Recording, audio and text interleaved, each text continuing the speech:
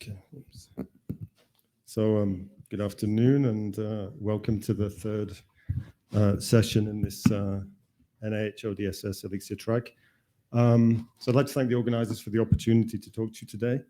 I'm Alan Bridge. I'm one of the UniProt PIs actually, based in Switzerland. It's a consortium of three groups at EMBL, EBI, SIB and PIR.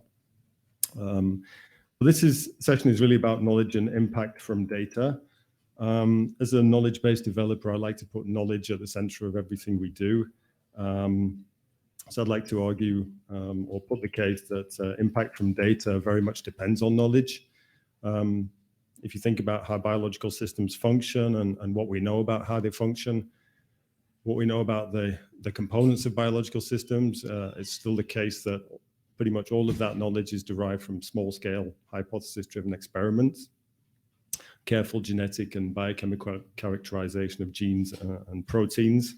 So although, biology is really evolving into a data science, it's still very much based on hypothesis-driven research. That is published in natural language in the literature. It's very difficult to integrate knowledge of protein functions in the literature with high-throughput omics data sets, and it's very difficult to leverage that knowledge, to build predictive models and AI systems to kind of drive new cycles of discovery. So the research endeavor is still very much, I think, dependent on expert-curated knowledge bases like UniProt, which we develop, and also some of the other knowledge bases that we'll hear about in this session and that we've heard about today. We really need those knowledge bases as a kind of framework to integrate omics data sets, knowledge from publications created by authors, and integrate those to build predictive models and drive biological discovery. So how do I advance? So I'd like to focus kind of on two aspects of our work in UniProt today. Just say something first about how we actually synthesize knowledge of protein function in UniProt. How do we capture knowledge of protein function to help the construction of predictive models, thinking about AI systems, but also other kind of systems biology models, and facilitate the integration with omics data sets. And also talk a little bit about how we're trying to scale the synthesis of knowledge from the literature. So expert curation resources are limiting, and they seem to get more limiting over time. So how do we empower curators? How do we leverage the latest developments in AI, NLP, large language models to try and boost the productivity of curators and accelerate discovery cycles? So those are the two main aspects of the talk. UniProt is a very complicated project. There's lots of moving parts. I'm only really going to focus on the knowledge base today. So I won't talk about the sequence archive, the protein clustering, or the organization of proteomes. Obviously, the protein sequence data is extremely valuable in and of itself. An interesting application of this data is in the development of things like protein language models that allow you to predict protein functions and even design new proteins to affect specific functions that you want to do, like for instance, creating drugs or other interesting compounds. I'm really going to focus on the protein knowledge base, which is the fourth of those components on the left. We have a curated core called SwissProt within UniProt, which is enriched with information from over 250,000 publications. And around that curated core is a resource called Tremble, which consists of about 250 million computationally annotated sequences.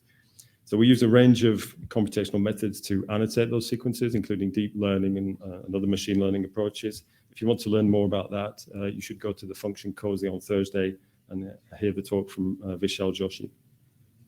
So in this talk, I'm really going to talk about knowledge synthesis and how we capture knowledge. So at UniProt, we're using community standards, which are common to a range of databases, including, for instance, the model organism databases. So one of those is the gene ontology. This is probably one of the most widely used ontologies in biology, and we can use it to describe the functions of proteins. So we work as part of the Gene Ontology Consortium with the model organism databases, with Reactome, and with other databases to develop and apply this standard to capture knowledge of protein functions. The way that we annotate using the gene ontology is evolving as the way people create data and they use data evolves, so the knowledge representation evolves as well. So we're moving from annotating gene products with individual Go terms, so linking gene products with descriptions of their functions, to using those descriptions of functions to actually link multiple gene products together into larger functional systems. So what we're doing is creating functional networks using the gene ontology as kind of a semantic framework to do that.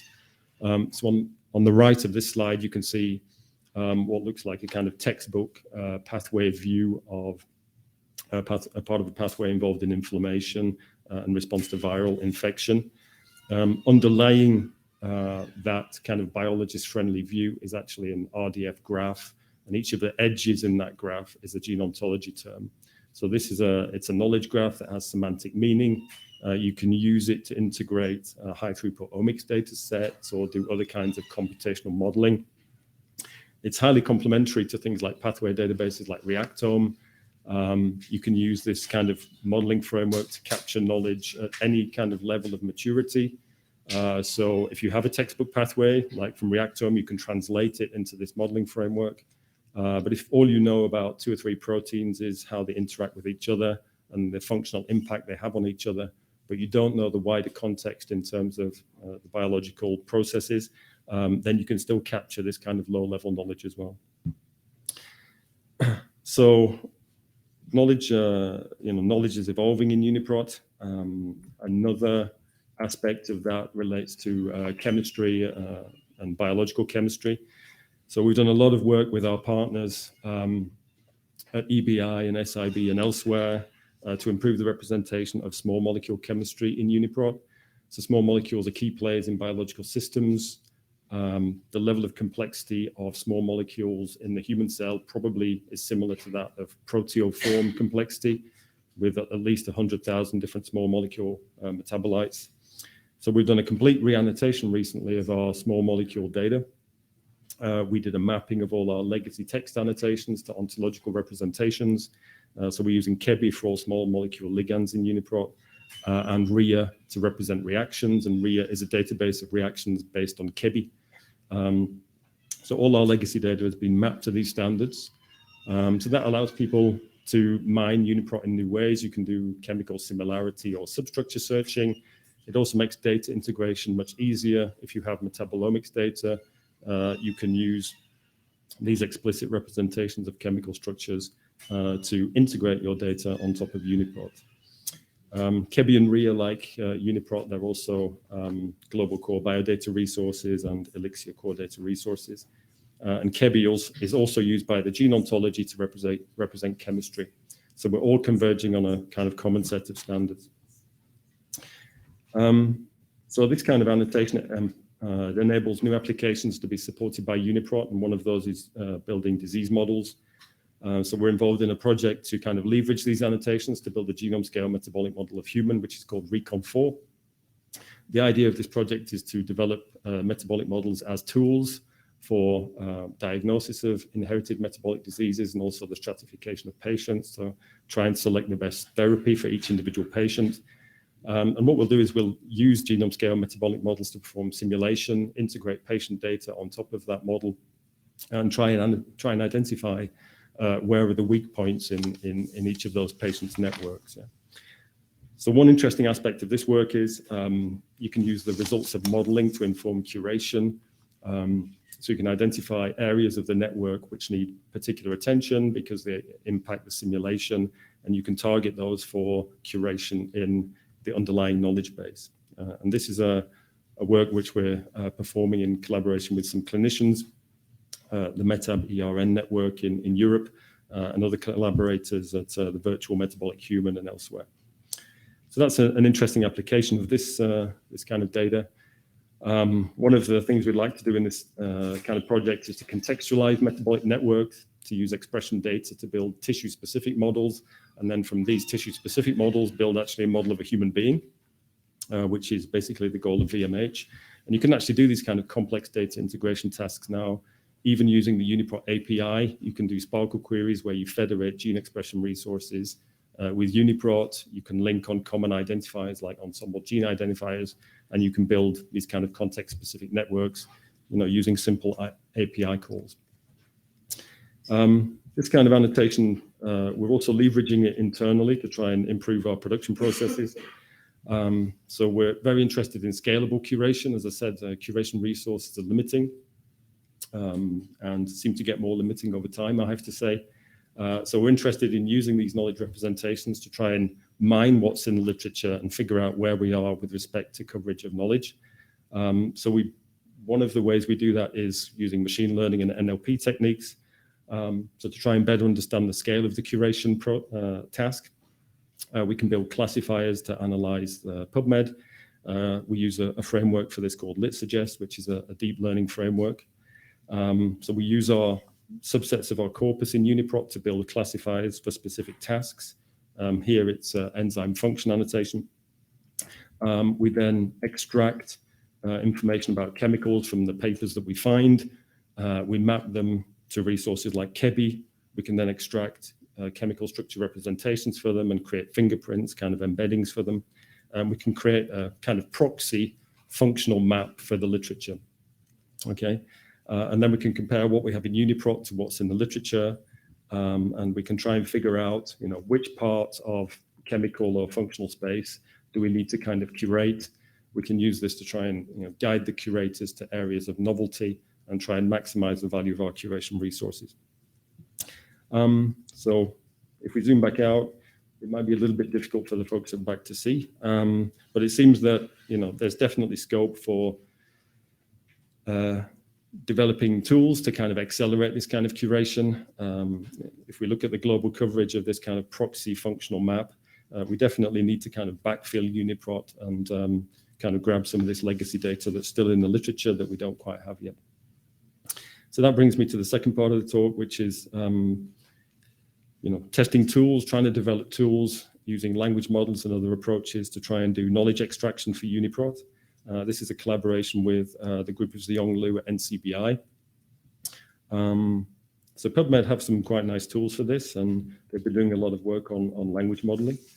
So there's two basic kinds of approaches, very broadly speaking, to using these kind of models. One can take a relatively small model and tune it to do a specific task that you're interested in, like annotating enzymes or something else. Or you can use a very large model, like the GPT, GPT-3, 5, or 4, and you can kind of prompt it to do what you want with a description of a task, some examples, and some input text. The evaluations that people have done today seem to indicate that the smaller models are still very competitive. The disadvantage, of course, is you need some kind of training data to make them work. But the prompting approach seems to be catching up, at least for the very, very big models.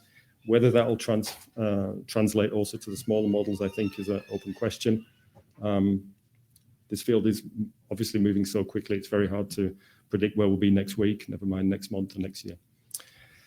So we've done a little bit of work on these kind of tuning models to try and get them to do what we want, extract information from UniProt.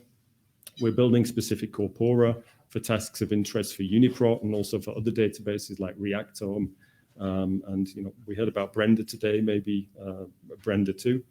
So one of the corpora we've built is a corpus for enzyme functions. We're using a tool called TeamTat to build these kind of corpora.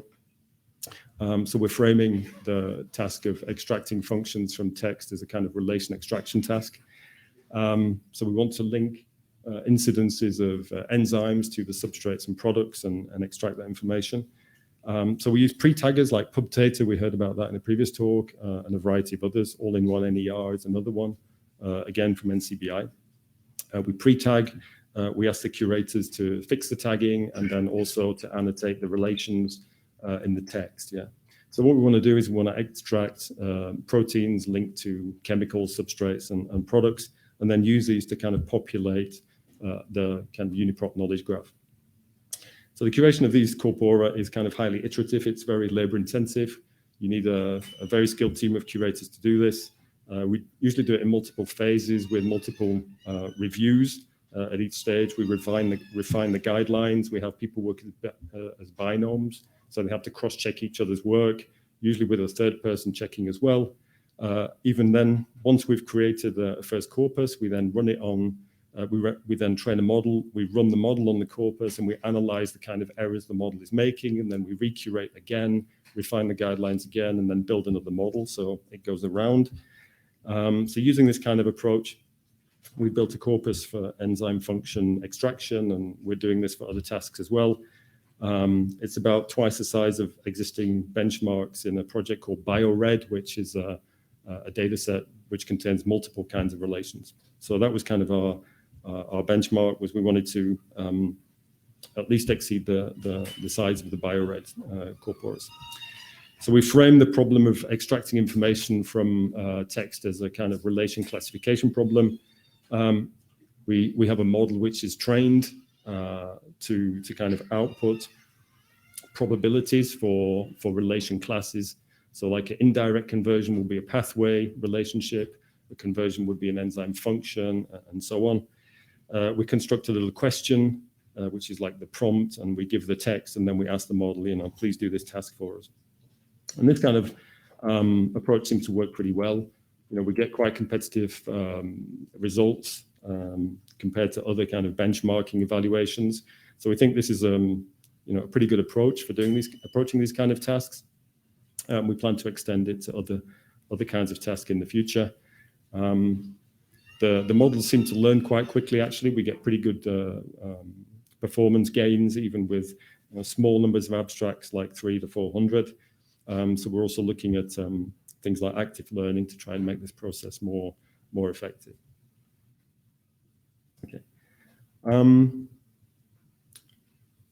So that's that's kind of one tool that we're developing on to try and extract relations from text and populate the knowledge graph. It works very well, but it's obviously not perfect. We see these kind of tools as assistants for curators rather than replacements for curators. They don't have the precision of a person.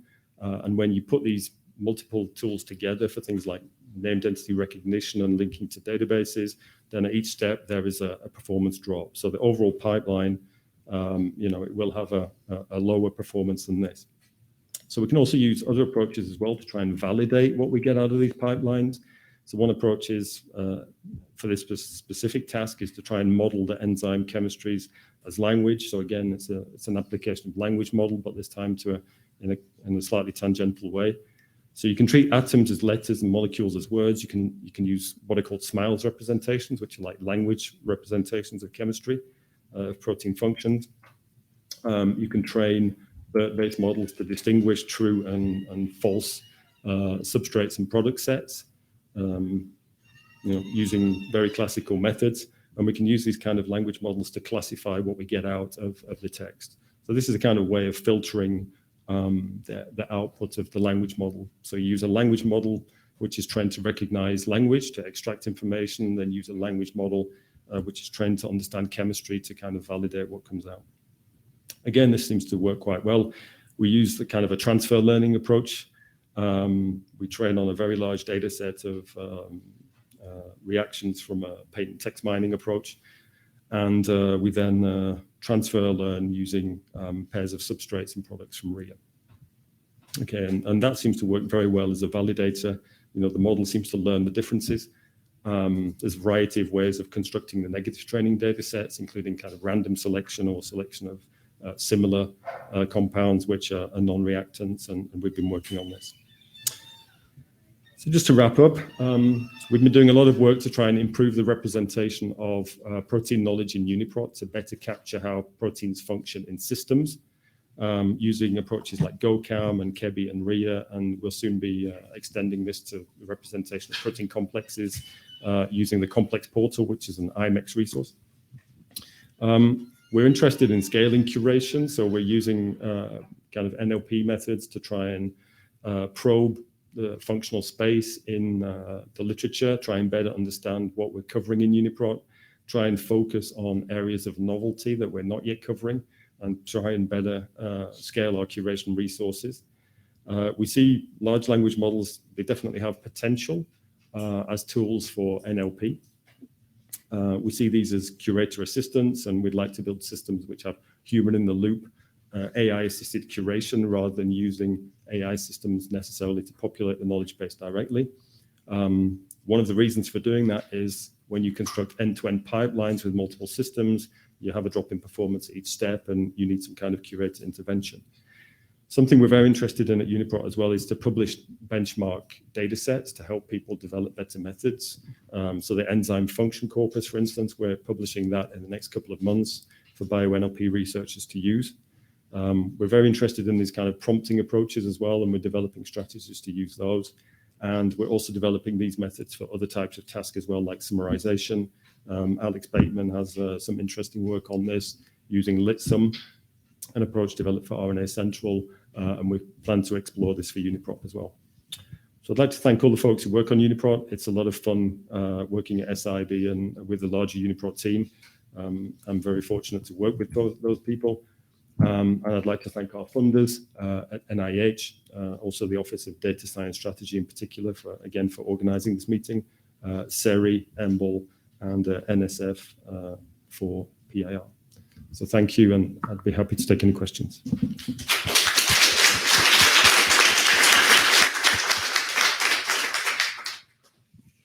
Oh, I see a hand up already. Just time for one question. Hi, thanks for the great talk. I have a question about gene ontologies.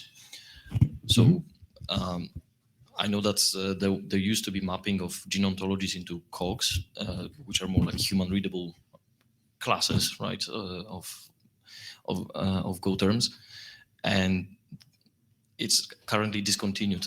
Are you planning to actually bring that back, update it with the current annotation depth? So I can't really speak for COGs. I mean, if you're interested in, so first thing to say is gene ontology has human readable definitions for every term. Second thing is that if you're interested in mapping of like Go terms to protein families, for instance, you can get a very good mapping from Interpro. So Alex talked about Interpro this morning. One of the things that Interpro curators do is they curate Interpro terms for protein families. And UniProt has a kind of sequence clustering UniRef. You can also get Go annotations per UniRef as well. And there's a lot of other integrated orthology resources and family resources via UniProt. And you could use the UniProt website or API just to pull out a mapping of Go to those resources. Yeah, just using the cross references in UniProt, if that's what you're interested in.